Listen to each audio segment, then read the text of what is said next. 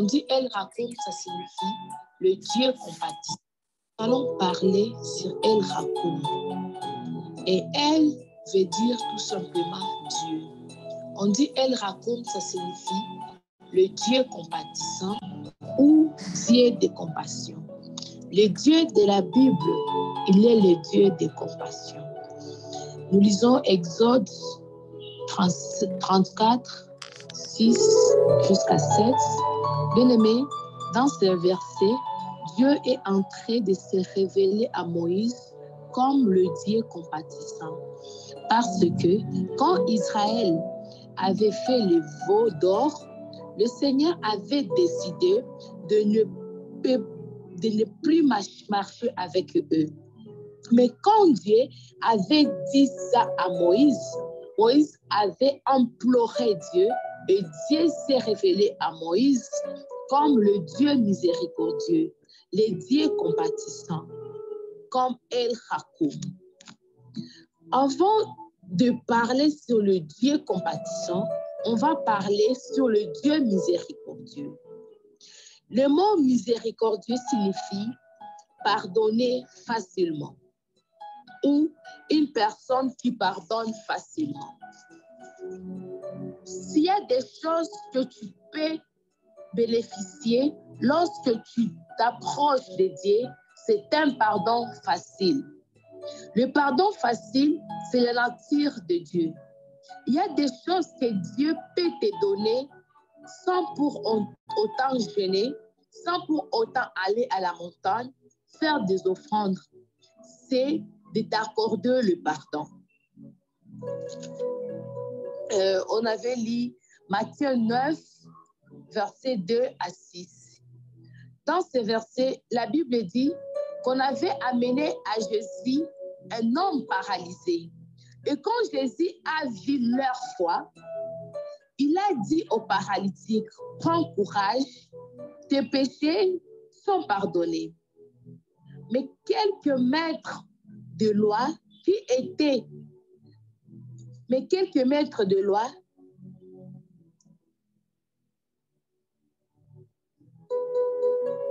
qui maîtrisaient très bien la loi, ils ont passé et ils ont tiré directement une conclusion que cet homme est en train d'insulter Dieu. C'est une insulte quand l'homme pardonne le péché. C'est à Dieu seul de pardonner. C'est pourquoi ces gens, quand ils ont vu un humain dit à l'autre humain que les péchés sont pardonnés, ils se sont dit, ça, c'est un insulte. Quand ils ont dit ça, ils s'étaient dit, ça, c'est un insulte. Parce qu'ils savaient que seul Dieu avait le pouvoir d'accorder le pardon. Avant que Jésus accorde le miracle à cet homme, il lui avait dit en premier temps, les péchés sont pardonnés. Le pardon de Dieu, c'est un déclencheur de miracles. Il y a beaucoup de miracles qui n'arrivent pas à prendre place à cause des péchés. Il y a des gens qui ne devraient pas se marier vu leur passé. Mais heureusement, El Rakoum a le pouvoir de pardonner et il a pardonné facilement. Ces hommes ont dit à Jésus, tu insultes, car ils ne savaient pas qu'ils étaient en face non seulement des hommes, mais ils étaient en face d'un être qui était 100% homme et 100% Dieu. Nous avons un Dieu qui pardonne facilement. À chaque fois que tu crois que Dieu ne pardonne pas facilement, cela veut dire que tu as des mauvaises pensées. Nous les hommes, on se bat pour accorder le pardon. Mais El Rakoum ne se bat pas pour pardonner. C'est pourquoi, bien-aimés,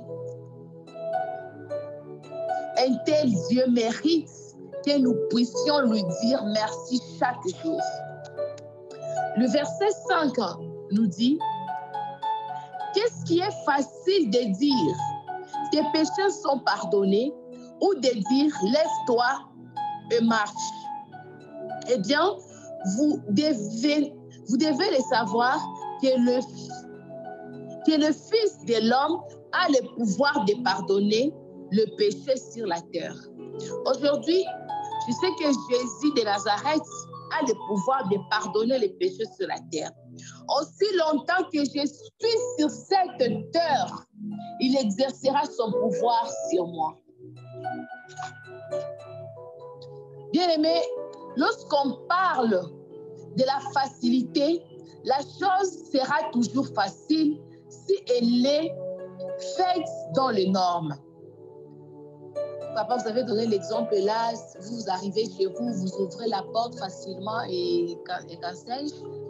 Le Dieu qui pardonne facilement, le Dieu qui pardonne facilement, il peut pardonner facilement qu'il y ait un pardon qui est demandé avec des normes. Chaque fois que les normes pour obtenir un pardon sont réunies, Dieu pardonne facilement. Pour bénéficier du pardon facile, il faut remplir les normes. Pourquoi Dieu te pardonne facilement? Il faut s'approcher vers lui. Il pardonne facilement, mais il ne pardonne pas à tout le monde. Pourquoi il ne pardonne pas à tout le monde? Parce qu'il y a des gens qui ne croient pas à l'existence de Dieu. Ils pensent que Dieu n'existe pas. Il faut te rapprocher de Dieu. Parfois, il faut se poser des questions. Est-ce que je suis proche ou non de Dieu? Vous avez donné l'exemple là de ces deux brigands-là qui étaient pendus sur la croix avec Jésus. Jean chapitre 6, verset 37 nous dit, le jour où tu prends la décision de venir vers Jésus, ce jour-là, il ne va pas te mettre dehors. On peut te chasser à l'église. Ton mari peut te chasser. Il peut te maltraiter. Mais quand tu viens vers Jésus, lui, il ne va pas te mettre dehors. Ton mari peut te mettre dehors. Mais quand tu viens vers Jésus, lui, il ne va pas te mettre dehors. Vous avez dit que vous avez donné l'exemple de la femme et la prostituée qu'on avait amenée auprès de Jésus. L'erreur qu'ils avaient fait, c'est d'amener cette femme-là auprès de Jésus. Parce que Jésus, lui, il ne met pas les gens dehors.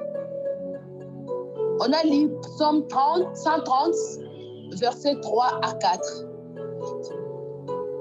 Si Dieu ne pardonne pas facilement, qui pourra tenir debout, bien-aimé? On a lu version sommaire, nous dit, oh Seigneur, si tu retiens nos fautes, Seigneur, qui donc subsisterait? Le pardon se trouve auprès de toi pour en fait que l'on te craigne. Le pardon se trouve auprès de Dieu. Peu importe la gravité de la faute, peu importe la gravité de la chose, Dieu pardonne. Le pardon se trouve auprès de lui. Le pardon se trouve dans la présence de Dieu. Le pardon ne se trouve pas en dehors de El Hakoum. Le pardon se trouve en présence de El Hakoum. Il a gardé le pardon à ses côtés car il veut que toute personne vienne vers lui. Tout vrai pardon de Dieu amène la crainte de Dieu. Deuxièmement, la crainte de Dieu.